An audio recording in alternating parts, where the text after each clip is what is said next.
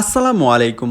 দয়া করে রমজান মাসে দিনের বেলায় আমার খাবারের ভিডিওগুলা ইগনোর করার চেষ্টা করবেন। আর আমি দিনের বেলায় কোনো খাবারের ভিডিও আপলোড করি না। হ্যালো পেরিক জনগণ, কেমন আছেন সবাই?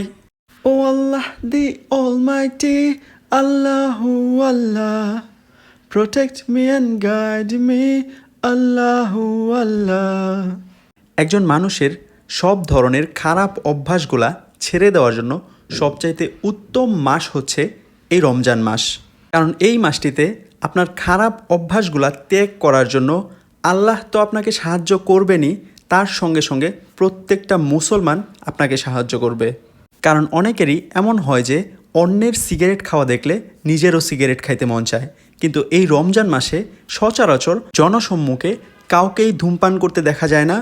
তাই আপনিও চাইলে সহজেই এই রমজান মাসে ধূমপান ত্যাগ করতে পারেন। এই ধরনের আরও অনেক খারাপ অভ্যাস আছে যেইগুলা ছেড়ে দেওয়ার জন্য আপনি এই রমজান মাসকে বেছে নিতে পারেন, যেটা আমি সবসময় করি।